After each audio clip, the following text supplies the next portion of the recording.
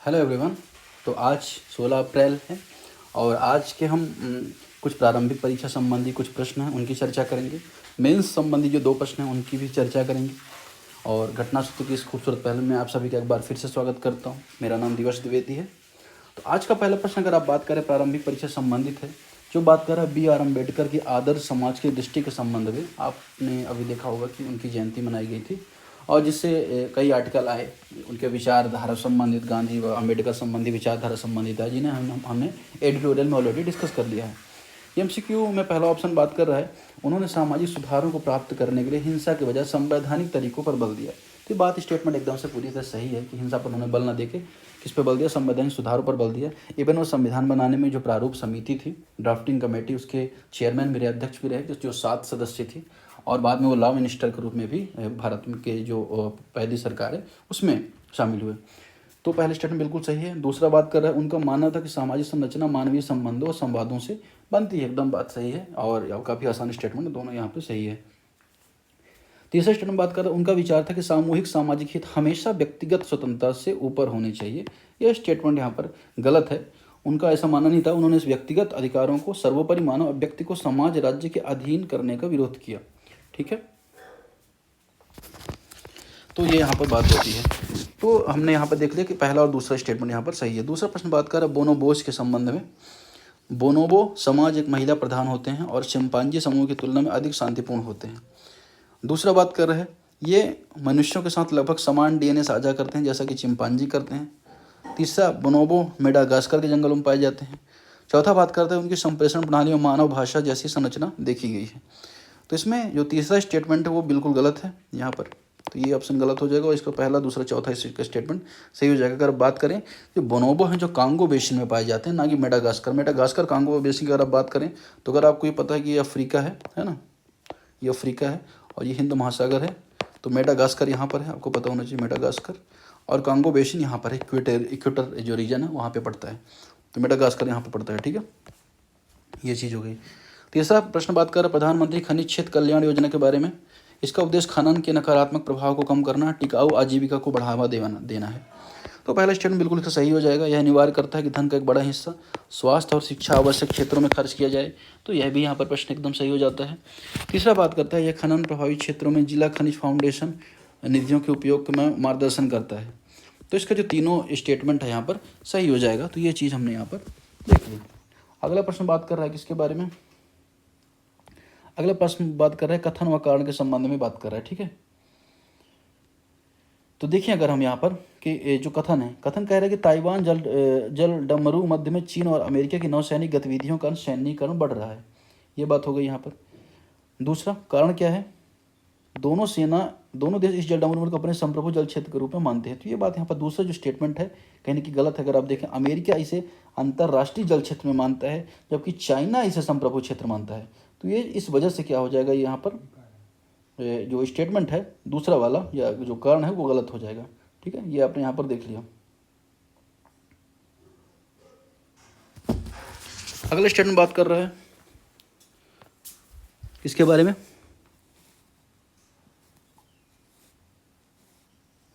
अगला स्टेटमेंट बात कर रहा है, गिव मी अ सेकंड,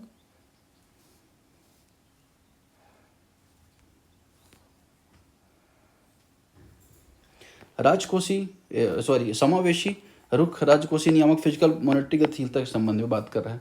अब देखिए, ये बात ये कह रहा है कि यह सरकारी ब्याज भार को कम करके राजकोषीय समेकन में मदद करता है। तो ये बात यहाँ पे हो रही है। तो दूसरा यहाँ पे बात कर रही है ब्याज दरों को बढ़ने के कारण निजी निवेश को हतोत्साहित करता है। ठीक है, तो इसका जो स्टेटमेंट कौन सा है, इसमें केवल एक स्टेटमेंट है, पहला स्टेटमेंट सही है। और तीसरा स्टेटमेंट बात कर रहा है इसे केवल राजस्व अधिशेष वाले वर्षों में अपनाया जाता है। तो ये जो दूसरा स्टेटमेंट और तीसरा दोनों गलत हो जाते हैं। पहला स्टेटमेंट सही है, समावेशी रुख अगर देखें ब्याज दरों को घटाता है जबकि बढ़ाता नहीं है, एकोमोडेटिव की बात है। इसे घाटे वाले वर्षों में भी अपनाया जा सकता है। अब आते हैं मुख्य परीक्षा संबंधी प्रश्न पर। आपको पता है कि न्यायपालिका पर बोझ को कम करने के उद्देश्य से स्थापित ट्रिब्यूनल जैसे कि जो कैट है, अब स्वयं लंबित मामलों में समस्या से जूझ रहे हैं। इस लंबित मामलों के कारण का विश्लेषण कीजिए, भारत में प्रशासनिक न्याय वितरण के प्रभाव का मूल्यांकन कीजिए। आपको पता है कि भारतीय न्यायपालिका में सबसे बड़ी समस्या है कि केसेस का वर्डन बहुत ज़्यादा है और पारंपरिक जो न्याय प्रणाली सिस्टम है जिसमें निचली अदालत, मध्यस्थ अदालत व सर्वोच्च अदालत है, उसमें क्या होता है कि लाखों केस पेंडिंग है, जिस वजह से क्या किया गया, कुछ मामलों का शीघ्र निपटान हो, इसलिए बहुत सारे अधिकरण की स्थापना की गई। 42nd कॉन्स्टिट्यूशन अमेंडमेंट आपने 1976 में अधिकरण की स्थापना होती है, जहाँ पर कैट को इस्टेब्लिश किया जाता है अनुच्छेद 323A में, और 330B में अधिकरणों की बात होती है। अब उसका पर्पज यही था कि जो प्रशासनिक जो विवाद हैं, अधिकारियों संबंधी, कर्मचारी संबंधी, उनका क्या किया जा सके, निपटान किया जा सकेगा। लेकिन अगर आप देखें कहीं ना कहीं उनके मामले भी पेंडिंग होने, उनके मामले हाई कोर्ट में जाने लगे, सुप्रीम कोर्ट में जाने लगे, तो वो जो उसका मकसद था वो कहीं ना कहीं कमज़ोर हो गया। तो उसी के बारे में यहाँ पे आपको बताना है कि किस तरह से, अगर आप देखें पहले आप बताएंगे कैट के बारे में किस तरह से इसको इस्टेब्लिश किया जाता है, और बाद में अगर आप देखें समाधान क्या होता है। फिर विलंबित करने के कारण अगर आप देखेंगे, एक तो क्या हो रहा है कि जो पद हैं वो रिक्त पड़े हुए हैं, उन किसी की नियुक्ति नहीं की जा रही है। दूसरा अगर आप बात करेंगे, यहाँ पर देख लेंगे, फिर यहाँ पर दूसरी बात होगी अपर्याप्त तो आधारभूत संरचना। आपको पता होना चाहिए कि जो कैट के पास, जिसके पास बेंच का अभाव है, साथ ही साथ अगर आप देखें वहाँ पर नियुक्ति संबंधी अभाव है। प्रक्रिया अगर डिले हो जाता है, जो प्रोसेस उसमें डिले हो जाना, फिर बढ़ता कार्यभार अगर आप देखें क्षेत्राधिकार बढ़ता जा रहा है, तो ये सारे बहुत सारे चैलेंज देखने को मिले। डिजिटलीकरण की कमियाँ हैं। अब अगर आप देखें प्रशासनिक न्याय वितरण का प्रभाव अगर आप देखें, तो आप यहाँ पे बात करेंगे, आप यहाँ बात करें शीघ्र समाधान के उद्देश्य को ठेस पहुँच रही है। ट्रिब्यूनल का जो मुख्य उद्देश्य था उसको कहीं ना कहीं ठेस पहुँच रही है। न्यायालयों पर लगातार पुनः बोझ बढ़ता जा रहा है। इससे लोक विश्वास और मनोबल में भी यहाँ पे कमी देखने को मिल रही है। ये बात हो रही है यहाँ पर जो कैट में चैलेंजेस निकल के आ रहा है। अब हमें वे फॉरवर्ड सजेस्ट करना है कि अगर आप देखें कैट ऐसे संस्थान हैं जिन्हें सेवा मामलों में न्यायिक बोझ कम करने हेतु स्थापित किया गया। अब स्वयं सुधार की नहीं आवश्यकता है। अनुच्छेद 323A की भावना को साकार करने हेतु समयबद्ध नियुक्तियाँ, बेहतर आधारभूत संरचना, मजबूत केस प्रणाली अनिवार्य है। यहाँ पर प्रश्न क्रमांक जो अंतिम है, जो मुख्य परीक्षा संबंधित है, उसके बारे में चर्चा करेंगे, जो बात करता है कि भारत की प्रत्यर्पण प्रक्रिया वो जो कानूनी जटिलताएं हैं, इनको राजनयिक संवेदनशीलता और मानवाधिकारों की त्रयी से जूझ रहे हैं। ठीक है, इस कथन की विदेश न्याय क्षेत्रों में प्रत्यर्पण प्राप्त करने के लिए भारत के प्रयासों पर टिप्पणी कीजिए और विवेचना कीजिए। अगर आप बात करें, आपको पता है कि प्रत्यर्पण एक क्या प्रक्रिया होती है, जहाँ एक व्यक्ति है दूसरे व्यक्ति की जो अभियोजन है सजा के लिए किसी व्यक्ति को सौंपता है।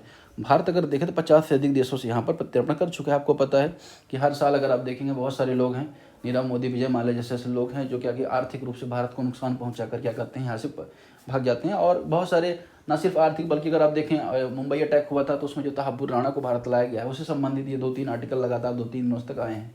तो बेसिकली उसका पर्पज़ यही रहता है कि भारत में कोई अपराध करने के बाद बचे ना। ठीक है, और बेसिकली न्याय का यही पर्पज़ है कि जिसने अन्याय किया उसको सज़ा मिले। तो इस सिद्धांत को प्रतिपादित करने के लिए भारत ने कई देशों के साथ प्रत्यर्पण संधियाँ की हैं, 50 से अधिक देशों के साथ।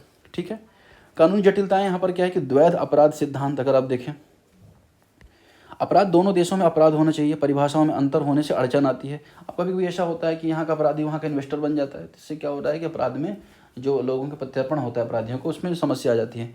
मेजबान देशों की न्यायिक समीक्षा अगर आप देखें, यूके जैसे अदालतें भारत की न्याय प्रणाली, जेल व्यवस्था, निष्पक्ष सुनवाई में गंभीरता से विचार करती हैं। फिर दस्तावेजी देरी संबंधी अगर आप देखें, यहाँ पे जो भारत की ओर से अनुरोधों में देरी होती है, दस्तावेज की त्रुटियाँ होती है, अपूर्णता होती है, तो ये सारी समस्या देखने को मिलती है। फिर राजनयिक संवेदनशीलताएँ भी है।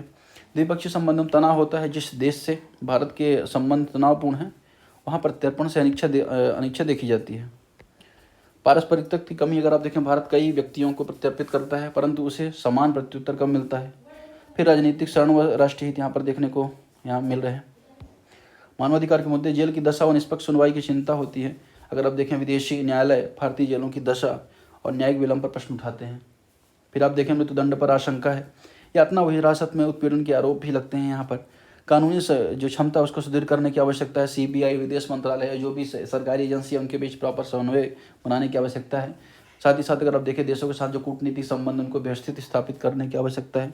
अंतर्राष्ट्रीय संधियों को हस्ताक्षर करने की आवश्यकता है, जिससे कि आगे प्रत्यर्पण को और ज़्यादा मजबूत बनाया जा सके। अगर आप देखें आने वाले समय में अगर इन सारी विषयों पर ध्यान दिया जाता है तो जो और अपराधियों का क्या किया जा सकता है, प्रत्यर्पण आसानी से किया जा सकता है। तो आज के जो प्रश्न उत्तर जो डिस्कशन श्रृंखला है उसमें इतना ही। Next day